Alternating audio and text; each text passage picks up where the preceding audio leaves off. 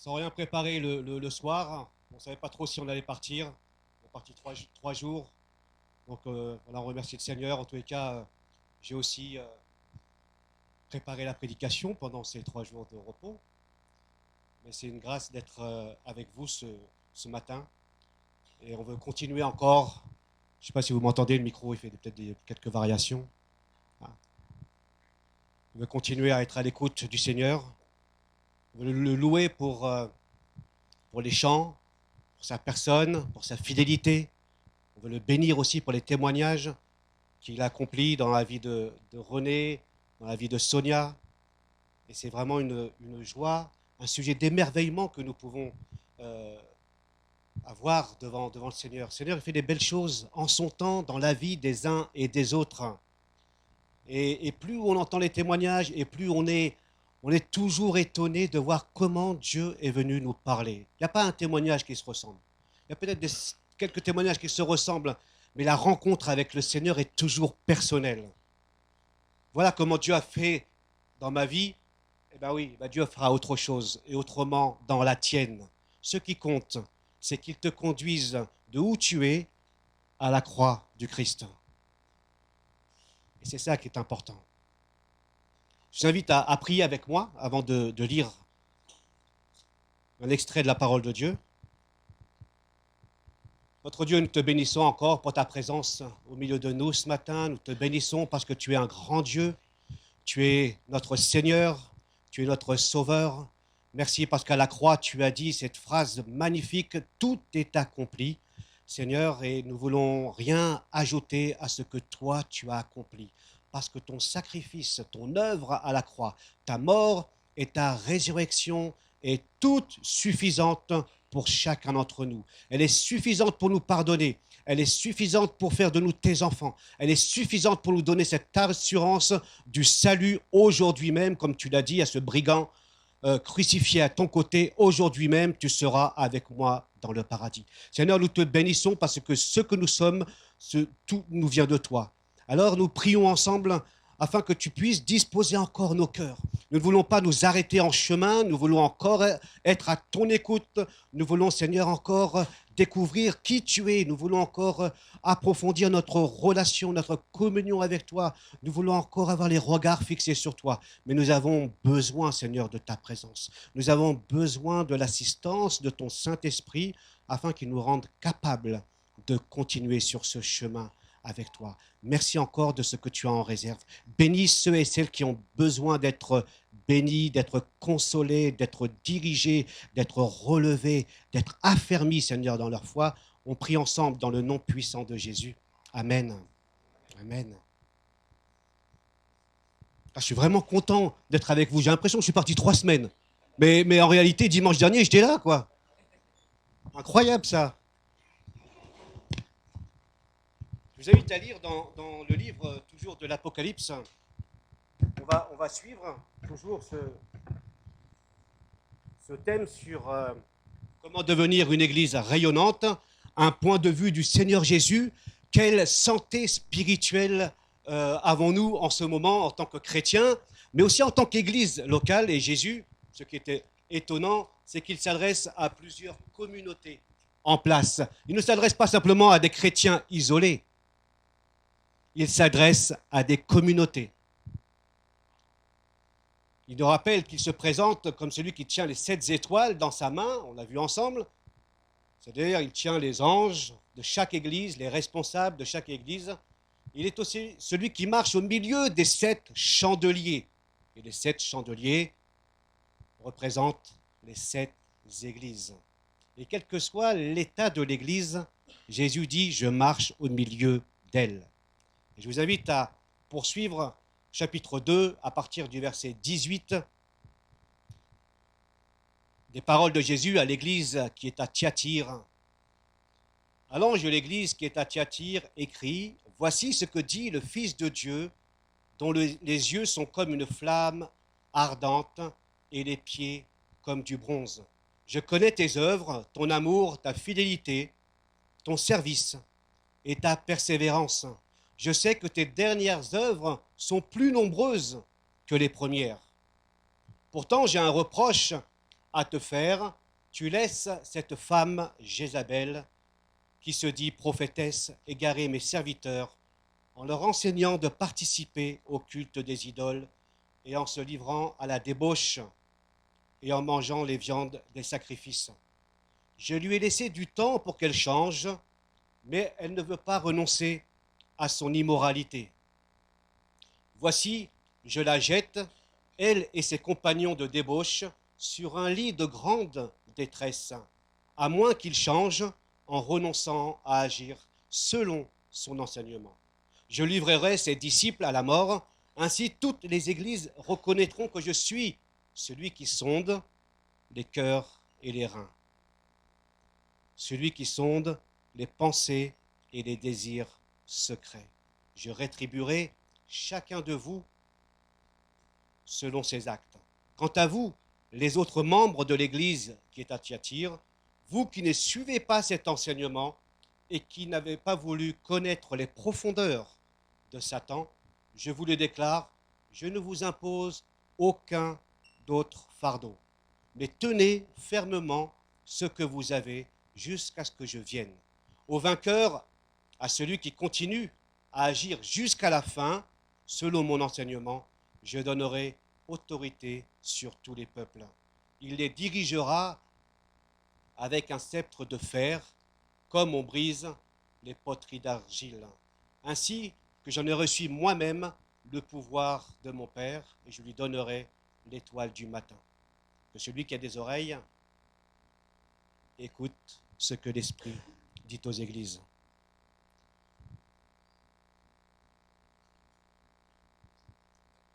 Quelques versets que nous lisons ensemble. Probablement que nous allons approfondir cette lettre la plus longue adressée à l'église de Thyatire. Nous allons probablement l'approfondir mercredi soir, ensemble. Thyatire était une ville devenue un centre commercial important, attirant de nombreuses corporations, des artisans de tous bords, des commerçants, des lainiers, des toiliers, des tailleurs, des teinturiers, des cordonniers, des potiers, des boulangers. Voilà. Thyatire était connue pour cela, pour ces nombreux commerces. Elle était réputée aussi pour la teinture de pourpre. Et vous avez sûrement lu dans le livre des Actes cette femme, Lydie, la marchande de pourpre, rencontrée par Paul à Philippe. Et il nous est dit qu'elle était originaire de Thyatire. Alors on ne sait pas d'autre chose sur cette ville de Thyatire. Certains pensent que c'est Lydie qui, après sa conversion, est partie évangéliser, mais nous n'en savons rien. À part cette lettre que nous avons lue, pas grand-chose. Peut-être que je vais rappeler ce que j'ai dit les dimanches précédents aussi, et sciemment, même si vous l'avez déjà entendu, c'est important de mettre un peu le contexte en place. À l'époque, il y avait des corporations.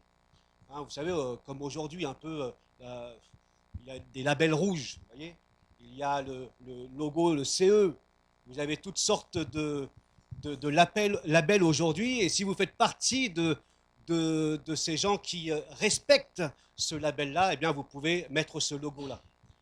D'une manière différente, à l'époque, il y avait toutes sortes de corporations, toutes sortes de métiers qui étaient placés sous le patronage d'une divinité à laquelle on rendait un culte.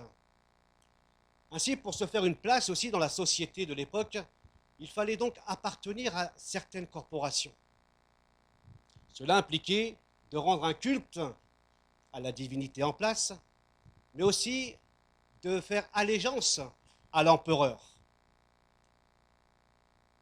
Et rendre un culte à quelqu'un, ce n'est pas simplement rendre un culte à une idole, un bout de bois, on va dire, mais c'est aussi participer à des sacrifices d'idoles, des sacrifices d'animaux, et puis participer à toutes sortes de festivités. Et les festivités sont loin de ressembler à ce que nous rencontrons dans certaines discothèques où on va danser. Hein.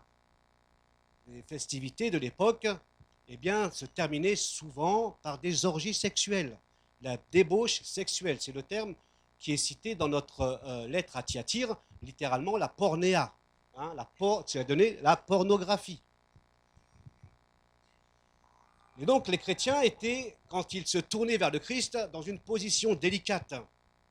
S'ils ne participaient pas à ces festivités, ces corporations, peut-être que vous trouvez aussi dans cette situation avec votre CE de l'entreprise, vous allez faire un week-end ensemble, d'accord?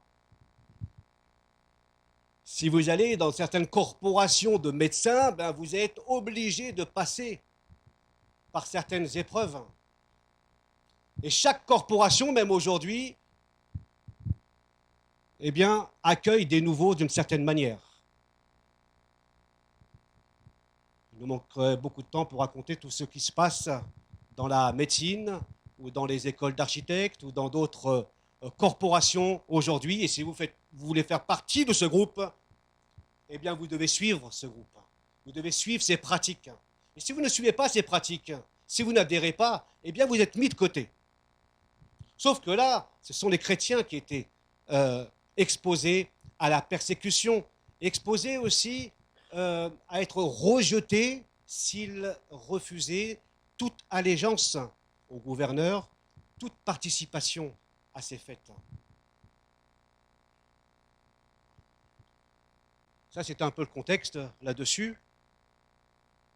J'ai noté 4 choses sur cette église de Thyatire. La première, on retrouve toujours la même chose, je connais, hein, je sais.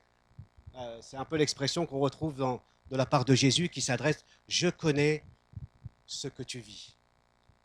Je connais la souffrance que tu vis, toi, église de Philadelphie, ou toi, église de Smyrne.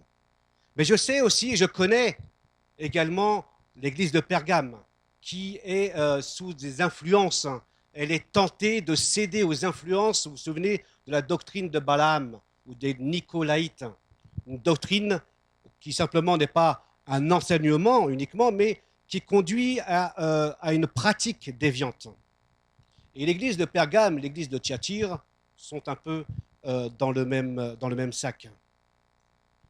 Si bien qu'il connaît aussi les églises déviantes. Mais ce que Jésus dit, finalement, quand on retrouve cette expression « je connais », c'est qu'il connaît chaque particularité des églises. Il sait parfaitement ce que nous sommes et ce que nous accomplissons.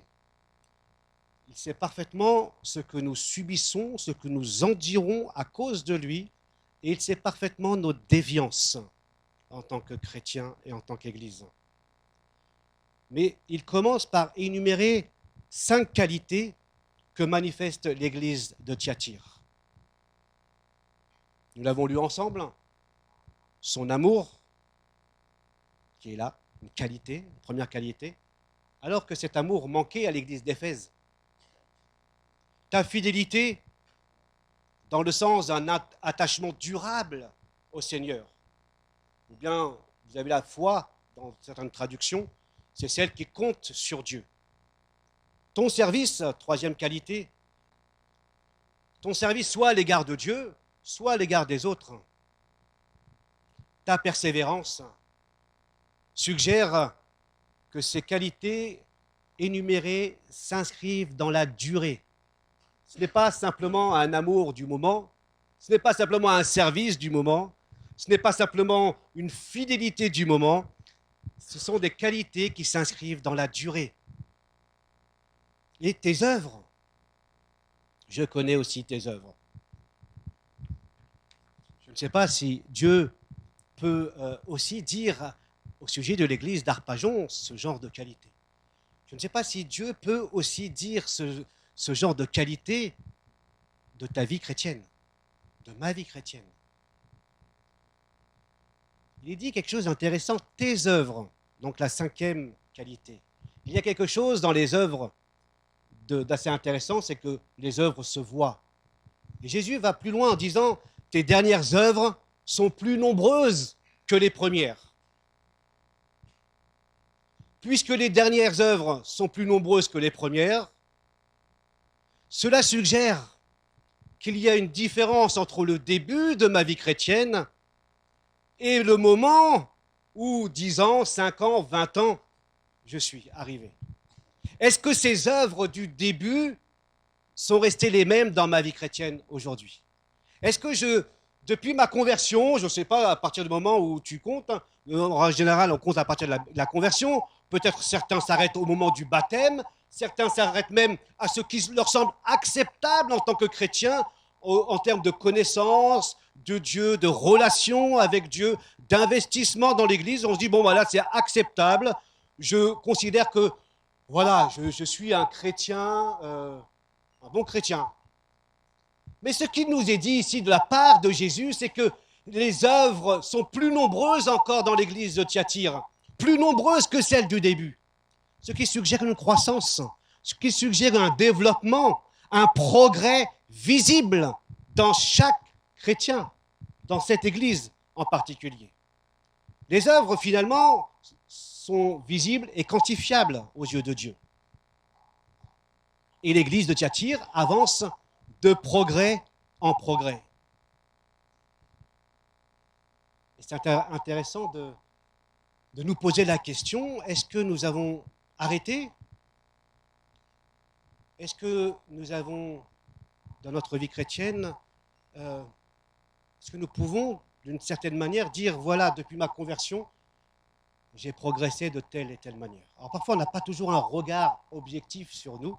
Soit on exagère, hein, et on se croit plus chrétien qu'on en est, soit on se dit waouh, je ne vois plus rien de réel dans ma vie. Et finalement, on a l'impression de ne pas progresser. C'est pour ça que les autres peuvent nous dire aussi si on progresse. Peut-être que le fait de se sentir petit et petit devant Dieu, hein, comme Paul le dira, je suis le moindre des apôtres, je suis l'avorton, je suis le dernier. Il y a des personnes qui se sous-estiment de cette manière. Mais ce n'est pas forcément se sous-estimer. Parfois, on a l'impression qu'on ne progresse pas parce que finalement, face à Dieu, on a une vision de Dieu, une connaissance de Dieu qui dépasse. La sainteté de Dieu nous éblouit tellement qu'on semble être petit. Voyez, ce n'est pas parce qu'on ne fait pas de progrès, c'est parce qu'on a une connaissance de Dieu plus aiguë, plus profonde, qui fait que, comme Ésaïe le disait, que ses lèvres sont trop impures. Face à la sainteté de Dieu, face à la révélation de Dieu, parfois, on peut se sentir petit. Pas parce qu'on ne fait pas de progrès, mais parce qu'on a découvert la grandeur de Dieu. Comme on l'a chanté, on est ébloui par ce qu'il est, par ce qu'il fait, par ce qu'il continue d'accomplir dans ma vie. La croissance dans la vie chrétienne, et notamment dans le Nouveau Testament, est illustrée de diverses manières. J'en citerai juste deux. L'enfant qui se développe à l'état d'adulte, et puis par exemple la vigne ou le cep et les sarments, hein, qui vont produire du fruit. Il y a quelque chose, il y a un développement, il y a une croissance, il y a des progrès. L'apôtre Paul, s'adressant à son fils spirituel Timothée, lui dira que tes progrès soient évidents de tous. La vie chrétienne n'est pas simplement quelque chose d'intérieur, juste soi. La vie chrétienne, elle déborde, elle se voit. Les progrès dans ta vie doivent se voir. Que tes progrès soient évidents de tous. Tu ne peux pas dire « je suis comme ça ». Ça, c'est valable pour le mariage. Tu m'acceptes comme je suis, on signe et après c'est fini. Je te rappelle, tu as signé un jour. Hein. Tu as signé en l'état. Il n'y a pas de reprise. On ramène personne à la maison, chez papa ou chez maman. Non, non, c'est fini. Tu as signé, tu es avec. Parfois, on peut se dire, mais Seigneur, c'est bon, je suis sauvé. Et ce qui est important de noter que parfois notre relation avec Dieu consiste à être sauvé, pardonné et être tout simplement comblé de ses bénédictions. On oublie une chose, on oublie la repentance.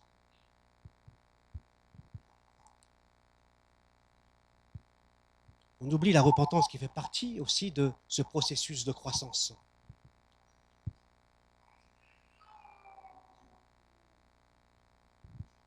Alors l'apôtre Jean s'adresse à l'église de Thyatire, il s'adresse à la communauté. Il dit que waouh, voilà les qualités. Et au travers de Jean, c'est Jésus qui lui dit écris. D'accord?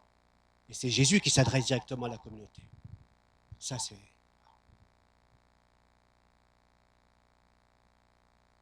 Et il sait, il connaît les qualités de l'église d'Arpajon.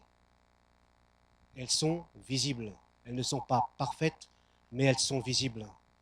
On aura un son un jour, quand le Seigneur nous dira, voilà. Mais ce qu'il dit à l'église de Thyatire est bon aussi pour nous.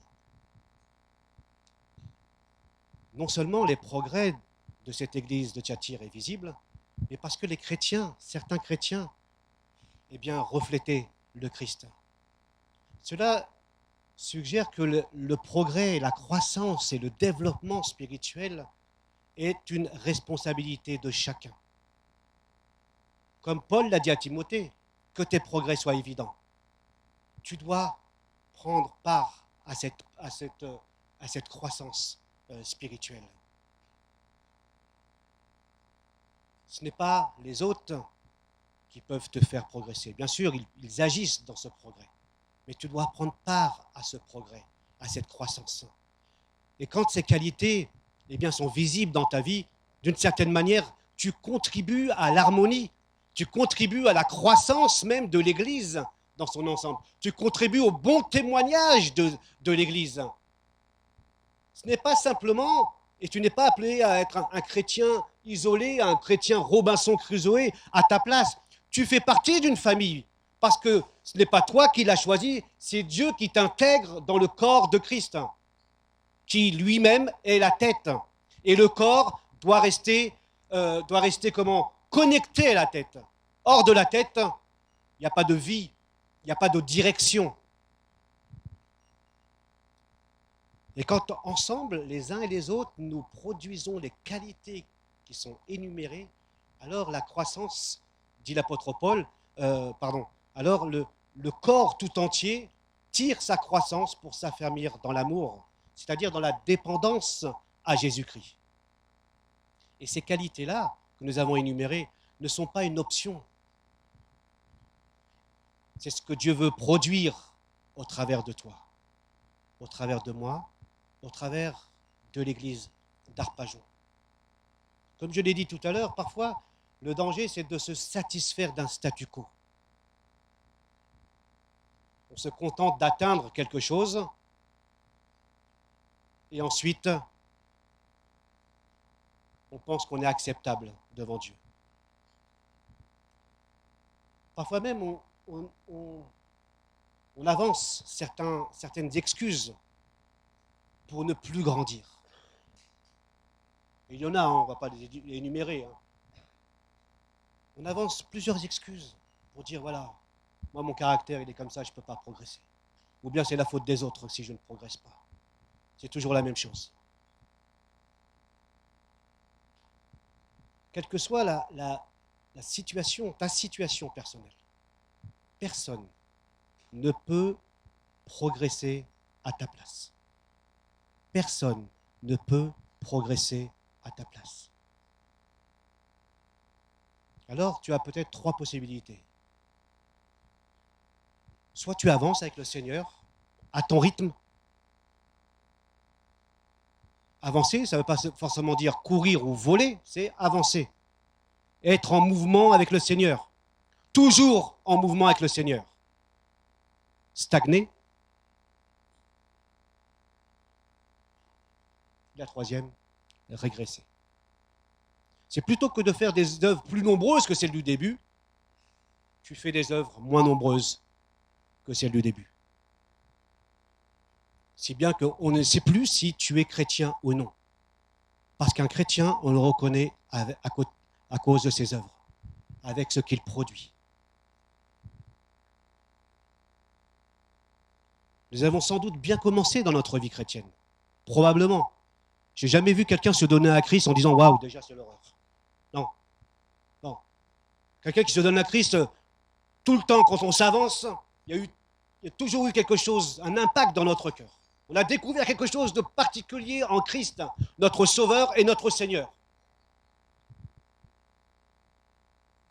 Mais où en sommes-nous aujourd'hui? Où en sommes-nous aujourd'hui? L'apôtre Paul, s'adressant à l'église de Thessalonique, il dit « Nous remercions Dieu à votre sujet. Votre foi fait de magnifiques progrès.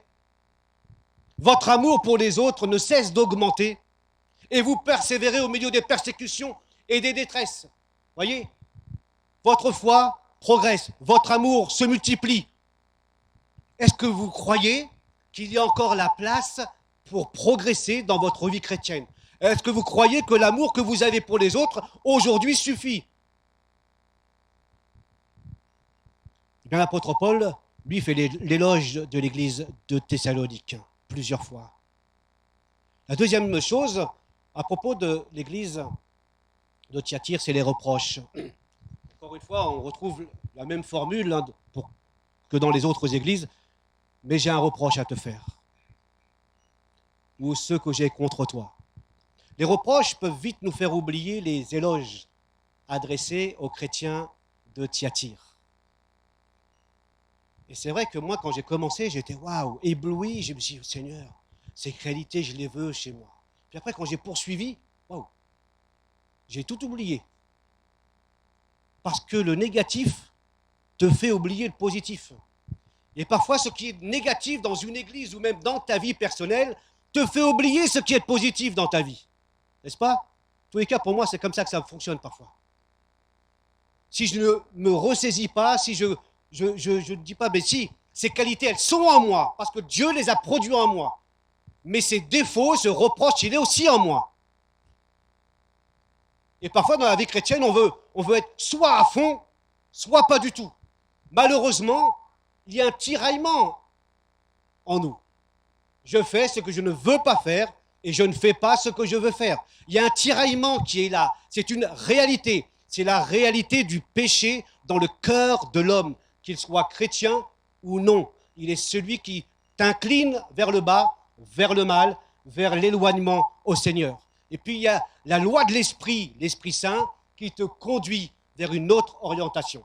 Et quand tu as l'Esprit Saint qui vient dans ta vie, eh bien ne t'étonne pas d'être tiraillé. Sans la présence de Dieu dans ta vie, tu n'es absolument pas tiraillé, sauf peut-être avec la conscience. Mais je parle des chrétiens. À partir de l'instant où l'Esprit de Dieu est dans ta vie, il produit une lutte. Je le disais en partage avec un frère, c'est une bonne nouvelle ça. Ça veut dire que la présence même de l'Esprit produit cette lutte dans ta vie. Même si tu échoues, il produit cette lutte. Parce que l'Esprit Saint te conduit et t'oriente vers le Seigneur.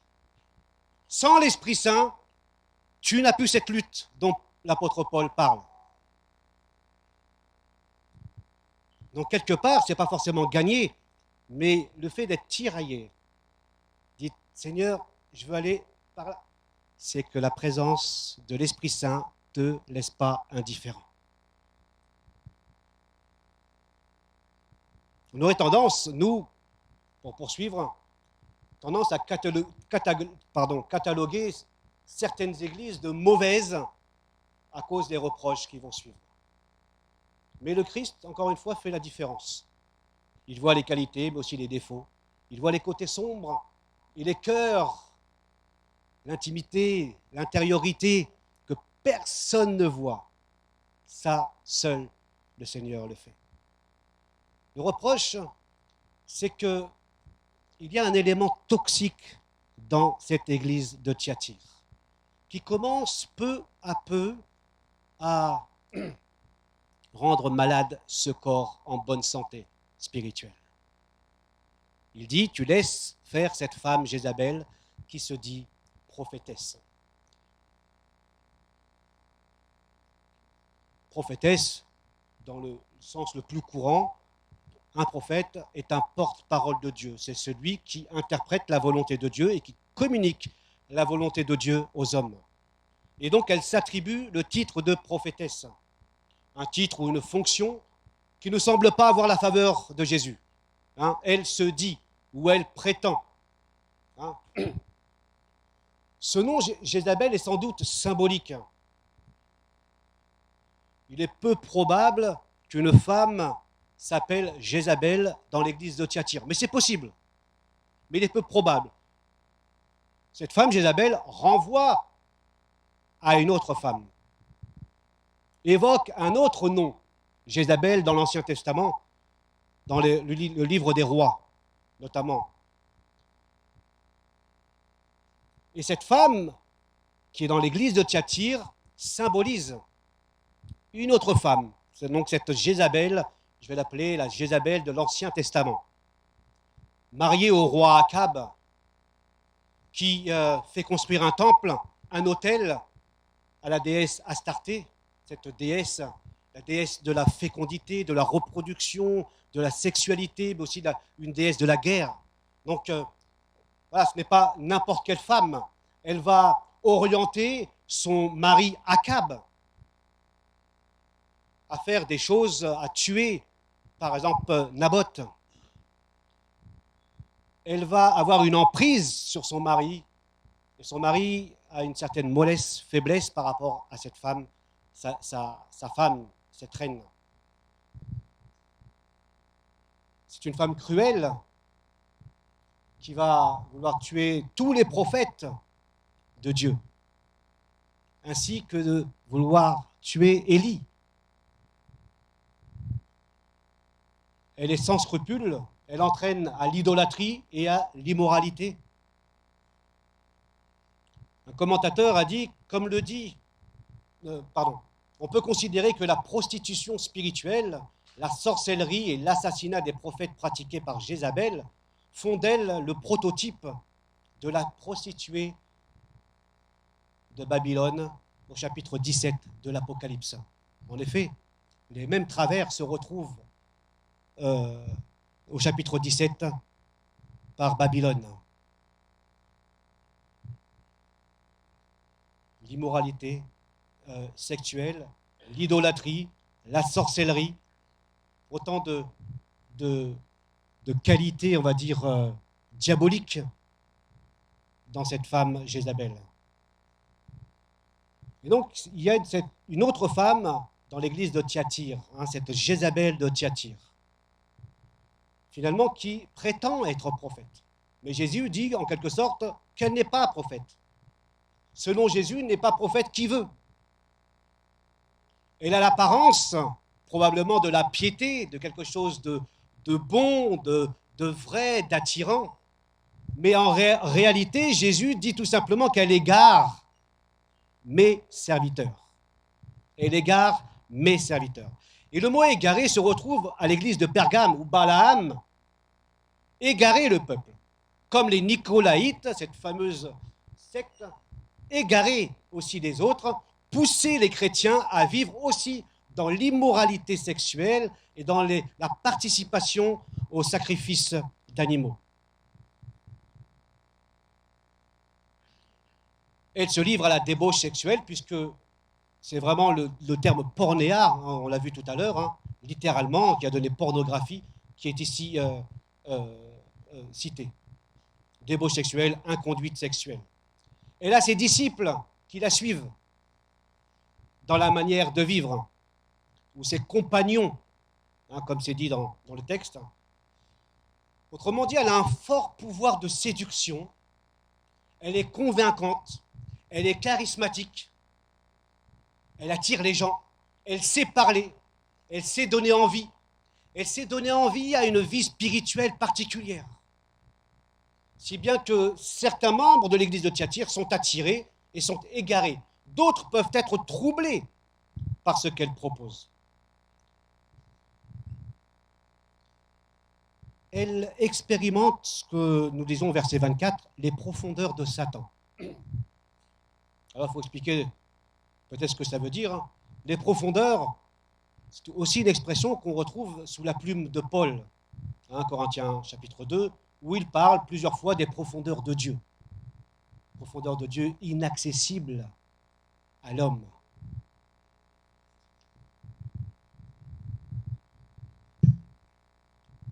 Certains diront, et c'est Irénée, dira un siècle plus tard, un des pères de l'Église, cité par Romerowski, que des gens prétendent, Irénée dira que des gens prétendent avoir découvert les profondeurs de Dieu. Alors, deux interprétations principales là-dessus sur les profondeurs de Dieu. Soit il prétendait, donc Jézabel et les siens, connaître les profondeurs de Dieu, mais en réalité, l'apôtre Jean appelle cette recherche les profondeurs de Satan, tout simplement. Comme on l'a vu dans Pergame et dans Smyrne, je crois, j'ai un doute, la synagogue de Satan, vous voyez, en opposition avec la synagogue de Dieu. Donc, il est parlé d'une synagogue de Satan qui montre que Satan trône dans cette ville et dans cette église. Ici, deuxième interprétation, donc la première, voilà, ils prétendent trouver les profondeurs de Dieu, mais en réalité, l'apôtre Jean appelle cette recherche les profondeurs de Satan.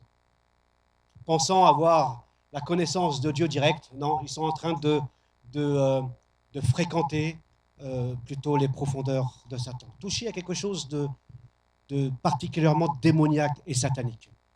La deuxième interprétation, selon cet enseignement, il était possible aux chrétiens de connaître les profondeurs de Satan. Les croyants, donc, pouvaient participer au culte des idoles, manger des viandes sacrifiées et participer à ces espèces de festivités suivies de débauches sexuelles, sans, c'est important, sans être affectés spirituellement. Ils étaient libres, finalement, de participer sans en être troublés, parce qu'ils étaient maintenant libérés. Ils étaient devenus enfants de Dieu. Et pour bien comprendre cette pensée, elle est aussi dans le livre des Corinthiens, où il est dit « tout m'est permis ». Il y a ce slogan « on est libre en Christ, rien ne peut nous empêcher de vivre, de jouir de cette vie. On est libre, libre, libre ». Et Paul dira, pour les ramener « tout m'est permis ». Oui, tu es libre, mais tout n'édifie pas.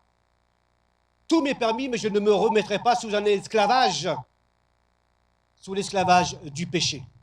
Et pour bien comprendre l'état d'esprit de l'époque, c'était que la matière était considérée comme mauvaise. Le corps était considéré comme mauvais. Ce qui comptait, c'était l'âme. Peu importe ce que tu fais avec ton corps, peu importe en tant qu'enfant de Dieu si tu participes à ceci ou à cela, ce qui compte, c'est ta foi. C'est ton âme avec le Seigneur. Ton corps, il ne compte pas parce que ton corps, il est mauvais. Voilà l'état d'esprit qu'on avait à l'époque du premier siècle.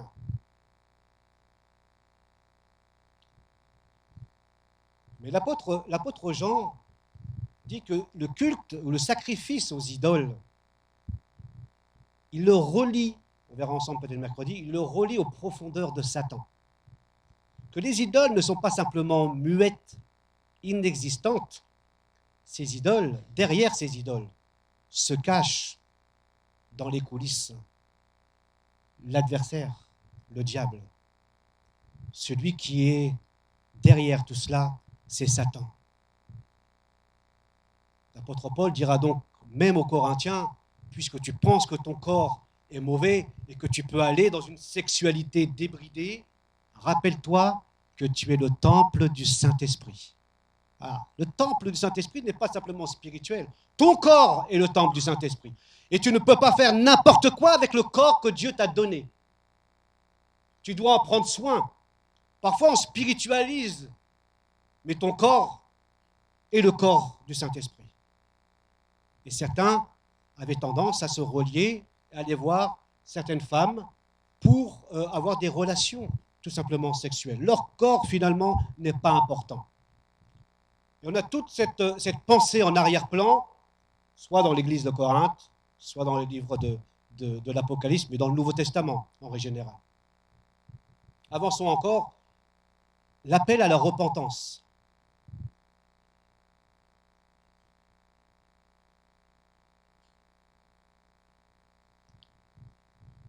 Jésus dit, versets 21 et 22, « Je lui ai laissé du temps pour qu'elle change, mais elle refuse de renoncer ou d'abandonner son péché. » On l'a vu déjà pour l'église de Pergame, l'appel à la repentance, ce n'est pas simplement un regret, ce n'est pas simplement un remords, ça va beaucoup plus loin.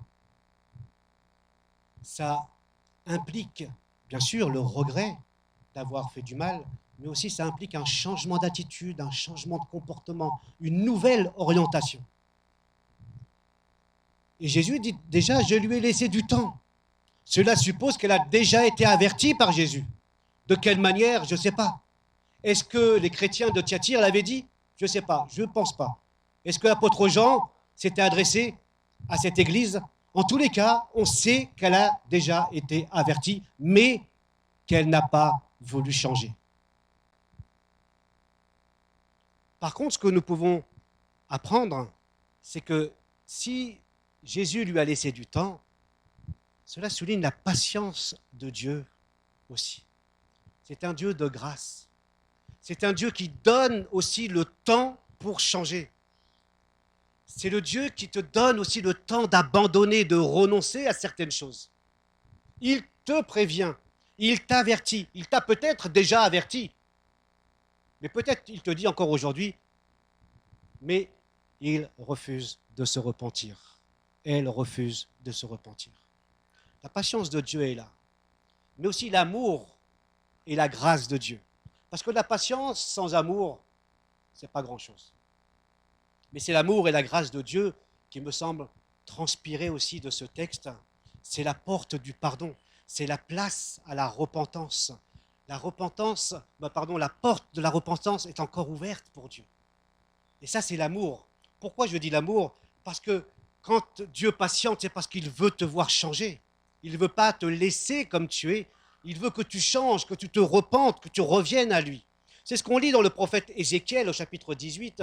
Pensez-vous, c'est Dieu qui parle, pensez-vous que je prenne le moindre plaisir à voir mourir le méchant, le pécheur, littéralement? Mon désir n'est-il pas plutôt qu'il abandonne sa conduite et qu'il vive? Dieu aime le pécheur. Ce qu'il est, c'est le péché. C'est ce que Ézéchiel décrit au chapitre 18. Verset 23, Dieu veut nous voir changer. Il ne veut pas nous voir nous mourir, nous endurcir. Hébreux chapitre 3, nous dit aujourd'hui, si vous entendez sa voix, n'endurcissez pas votre cœur, comme au jour de Mériba. Au jour de Mériba, c'était le peuple dans l'Ancien Testament qui endurcissait son cœur à la voix de Dieu et qui n'ont absolument pas voulu changer, renoncer, abandonner leur péché. Tout simplement la repentance. Malheureusement, comme Jézabel, certains chrétiens ne désirent pas se repentir. Mais ils veulent continuer à être bénis de Dieu. Je crois que j'ai lu récemment que le verset le plus lu ou plus téléchargé, c'était... Quelqu'un a trouvé? Ah, je sais pas. Parlez fort parce que du coup, je ne sais plus qui me répond là. C'est lequel? Non. En 2019, c'était Philippiens 4.4. Non, ça c'est le verset le plus important, Jean. C'est bien ça. Dieu a tant aimé le monde. Retiens celui-là, c'est bien. Ça c'est le plus important dans la Bible. D'accord. C'est Philippiens 4.4. Ne vous souciez de rien, mais en toute chose, faites connaître à Dieu vos besoins, etc. Vos besoins. Plus téléchargé en 2019 sur la version sur application d'un portable. Ce qu'on recherche, c'est de vivre continuellement à ce que Dieu nous bénisse. J'ai un besoin, tu es là. Un autre besoin, tu es là. Dieu parle de repentance. Et si tu ne te repentes pas et que tu veux encore que Dieu te bénisse, mais moi aussi je veux que Dieu me bénisse. Mais je veux aussi entendre sa voix. Je ne veux pas m'endurcir. Dans ma vie, je me suis endurci. Le temps manquerait. Tellement endurci que j'ai honte. Même en tant que chrétien.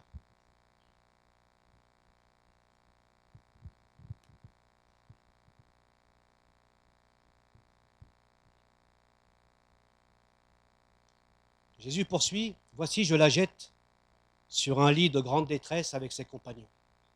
Si elle ne change pas, je viendrai. Encore une fois, il l'a averti, et là encore, il laisse encore une deuxième fois un temps. Si elle ne change pas, il va exercer sa discipline. Pourquoi? Alors, il va la jeter sur un lit de détresse ou de souffrance ou d'affliction. Alors, on pense de mort, mais probablement il s'agit de maladie qui mène à la mort, puisque l'image même du lit évoque une maladie, hein, où on est vraiment alité. Mais en tous les cas, ce qu'il faut retenir, c'est que Dieu se manifeste comme celui qui va discipliner. Qu'à un moment donné, sa patience n'est plus une patience si on continue de vivre de n'importe quelle manière. Pourquoi? Parce qu'il s'est présenté comme le Fils de Dieu. Voici, je suis le Fils de Dieu. Et le Fils de Dieu réclame de notre part une obéissance, une allégeance. Il est notre Sauveur et notre Seigneur. Et donc, nous devons obéissance à celui qui nous a rachetés à un grand prix. De plus, il nous est dit, sa description, ses pieds sont comme du bronze. C'est un alliage solide. Rappelle ici la solidité, la puissance avec laquelle il va exercer son jugement. On va parler de celui qui va conduire avec un sceptre de fer. Quand Dieu commence à discipliner, alors ça peut faire mal. Mais quand il le fait, c'est parce qu'il nous aime. Quand il le fait, c'est parce qu'il nous aime. Un père aime toujours ses enfants. Quand vous reprenez vos enfants, vous ne le reprenez jamais parce que vous les haïssez, mais parce que vous les aimez. Au même titre, Dieu nous aime, mais il ne veut pas nous voir dévier. Ses yeux sont comme des flammes. Cela signifie que rien n'échappe au regard de Dieu. Nos actions, nos pensées, nos désirs, nos motivations, nos intentions les plus secrètes n'échappent pas au regard de Dieu. La Bible dit que tout est mis à nu devant Dieu. Les autres ne peuvent peut-être rien voir, mais Dieu seul voit ce qu'il y a à l'intérieur. Alors, soit ça te fait peur. Moi, ça me fait un peu peur. Mais je vais te dire une vérité. Je suis vraiment encouragé, parce que puisque Dieu sait tout de moi, puisqu'il est celui qui est à toute autorité, qui regarde au plus profond de moi, alors ça m'encourage. C'est un puissant stimulant à vivre d'une manière qui honore le Seigneur. Seigneur, je ne te cache rien, pour ça je mets ma vie en règle devant toi. Ça ne doit pas te faire peur. Ça ne doit pas te faire peur en ayant cette épée au-dessus de ta tête en disant non. Non, ça doit te rassurer. Seigneur connaît ton cœur et tu dis au Seigneur ce qui t'empêche de vivre avec lui. Il est celui qui sonde les reins et les cœurs. Hébreux 4, verset 13. Le verset 24, pour terminer, il encourage quant à vous qui ne suivez pas cet enseignement et qui n'avez pas voulu connaître les profondeurs de Satan. Il s'adresse ici à une partie de l'Église. Tout n'est pas mauvais dans cette Église. Il y a souvent ce qu'on appelle un reste. Dans l'Ancien Testament, dans le Nouveau, un reste. Le reste, c'est tout simplement ceux et celles qui appartiennent au Seigneur. Dans l'Église, Jésus dira, il y a le bon grain et l'ivraie. D'accord? Ce n'est pas à nous de savoir. Lui, il fera le tri au jugement dernier. Même si nous, je ne sais pas si vous avez étudié mercredi Matthieu 18, hein, la discipline. Même si nous, et je pense qu'on verra peut-être mercredi aussi là-dessus, nous sommes appelés également à dire et à redresser nos frères et sœurs et l'Église, ou le pasteur, j'en sais rien, mais venez me voir, quand je commence à partir en vrille. Et si tu ne viens pas, je dirai au Seigneur, pas de ma faute, Seigneur, il n'y a personne. Hein. On a besoin des uns et des autres. Et donc certains chrétiens ne se sont pas laissés égarer. Ils se sont démarqués, ils ont pris position par rapport à l'esprit de Jézabel. Jézabel a introduit dans l'Église le monde, les pratiques immorales et toutes sortes de choses. Elle a dit finalement, écoute, il faut vivre avec son temps, quoi. Les choses concernant la sexualité, elles ont changé. Il faut vivre avec son temps aujourd'hui. On est dans une espèce de relativisme éthique aujourd'hui. On relativise tout. à la lumière du 21e siècle, à la lumière de la société moderne. Mais certains chrétiens n'ont pas voulu suivre. D'où l'importance du discernement spirituel, de ce qui vient du Seigneur, de ce qui ne vient pas de Dieu. Et ce n'est pas toujours simple, je l'avoue. L'église de Thyatire a un problème avec la sainteté. C'est évident. Il se trouve que cette sainteté, cette qualité, ne figure pas dans l'éloge de Jésus. L'église d'Éphèse détestait cette doctrine. Mais elle avait perdu son premier amour. En revanche, l'église de Thyatire était pleine d'amour, mais elle avait perdu la sainteté. L'amour sans la sainteté, c'est une vie simplement sentimentale. La sainteté sans l'amour, c'est une vie dure, d'intolérance. Il y a les deux, l'amour et sainteté qui vont ensemble. Mais quand même, il laisse entendre que certains membres de l'église de Thyatire sont quand même responsables. Quand il dit « tu laisses faire », il y a comme peut-être une mollesse de la part des chrétiens de Thyatire ou d'Arpajon, je ne sais pas. Un certain manque de courage de dire quand les choses dévient de la parole de Dieu. Jésus dit, tu laisses cette femme faire. Probablement aux yeux des autres.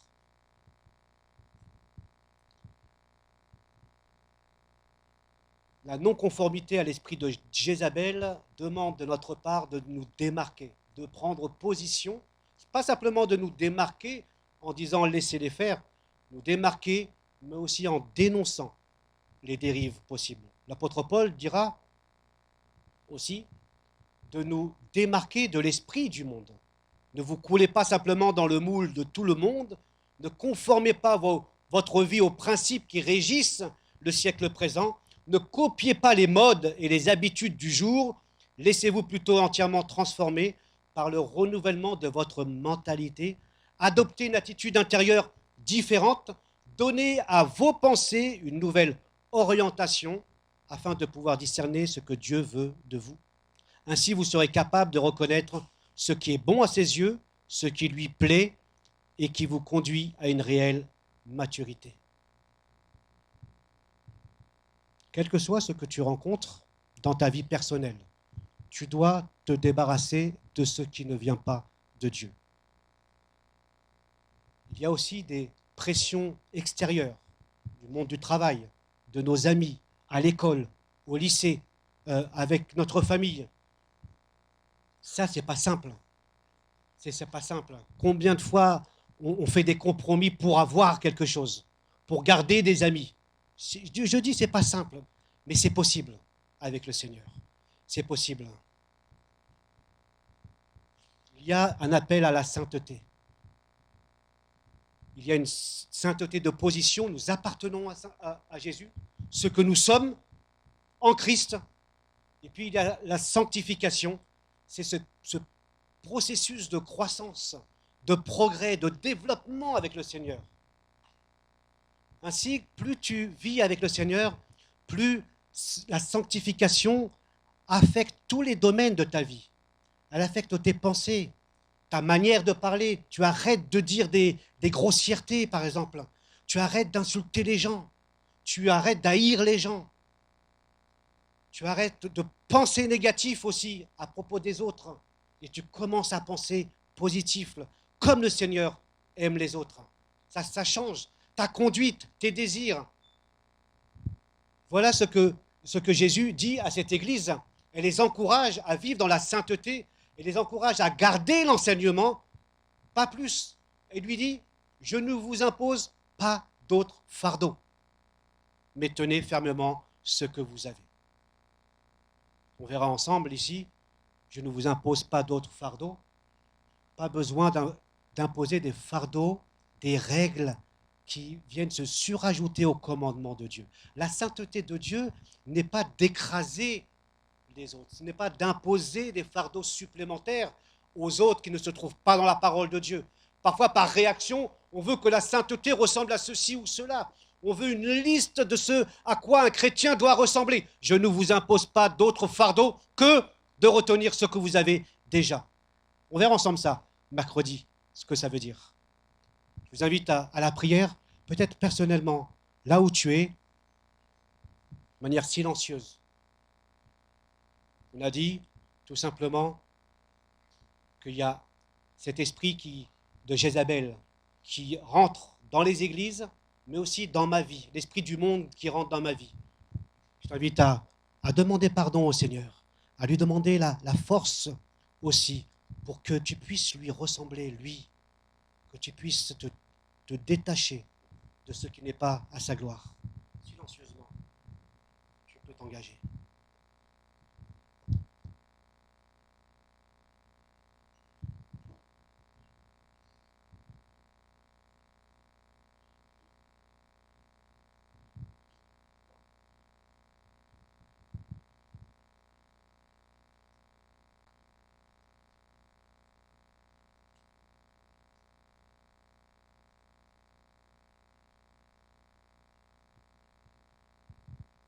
J'ai demandé à Nathalie de s'approcher pour que tu puisses prier pour nous.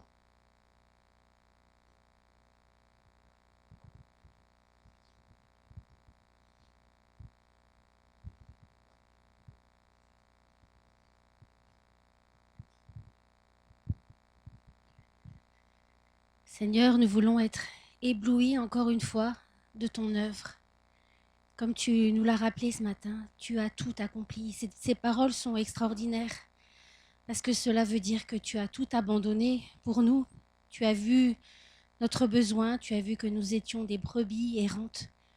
Seigneur, cet amour a été jusqu'à la croix et nous voulons en effet pleurer devant nous, mais en même temps être émerveillés de ton œuvre, Seigneur. Et nous voulons renouveler nos engagements. Nous voulons en effet te demander de nous aider à vivre dans cette sanctification jour après jour, de ne laisser rien entrer qui n'est pas de toi dans nos vies.